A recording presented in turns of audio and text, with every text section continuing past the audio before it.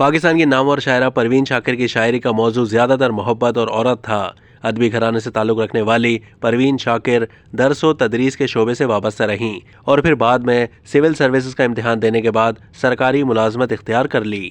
परवीन शाकिर 26 दिसंबर 1994 को एक ट्रैफिक हादसे के बायस इंतकाल कर गई थीं। उस वक्त उनके इकलौते बेटे सैयद मुराद अली की उम्र 15 साल थी। परवीन शाकिर को इस्लामाबाद के H8 कब्रिस्तान में सुपुर्द खाक किया गया था। परवीन शाकिर के बेटे का कहना है कि जिस रोज हादसा पेश आया उस दिन बारिश हो रही थी। मेरी मां सुबह को ऑफिस चली गई थी। तकरीबन 9:30 बजे फोन आया कि आपकी मां के साथ हादसा पेश आया है, अस्पताल आ जाएं। उन्होंने मजीद बताया कि बारिश की वजह से ट्रैफिक सिग्नल का निज़ाम ख़राब हो गया था तो एक बस ने अम्मी की कार को टक्कर मार दी थी। सैयद मुराद अली के मुताबिक पिम्स अस्पताल पहुंचने के बाद मुझे बताया गया कि जब अम्मी को अस्पताल लाया गया था तो उनकी नब्ज़ चल रही थी, लेकिन फिर वो जाँबर ना हो सकी। उन्होंने बताया कि वो बहुत ज़्यादा मेहनत करती थीं। ऑफिस के साथ साथ वो मुशायरों में भी जाती थीं, घर पर भी टाइम देती। समझ में नहीं आता था कि वो सब कुछ ये मैनेज कैसे करती थीं।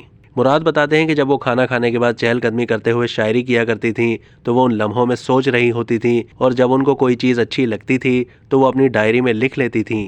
परवीन शाकिर के बेटे कहते हैं कि अम्मी के जाने के बाद मेरी खाला और नानी मेरे पास इस्लामाबाद आकर रहने लगीं। मुझे अम्मी के दोस्तों ने मिलकर पाला है।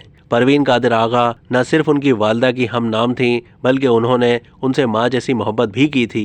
अम्मी को दिया गया एक सरकारी घर हुकूमत ने मेरी ग्रेजुएशन तक मेरे पास रहने दिया।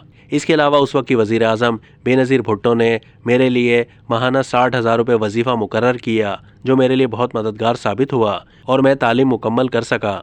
परवीन शाकिर की वफ़ात के बाद उनके दोस्तों ने मिलकर परवीन शाकिर ट्रस्ट की बुनियाद रखी।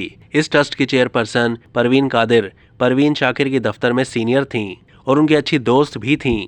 परवीन कादिर आगा के मुताबिक ट्रस्ट का मकसद मुराद की परवरिश था और जब वो बड़ा हो गया तो अब इस ट्रस्ट का मकसद परवीन शाकिर की शायरी को उजागर करना है।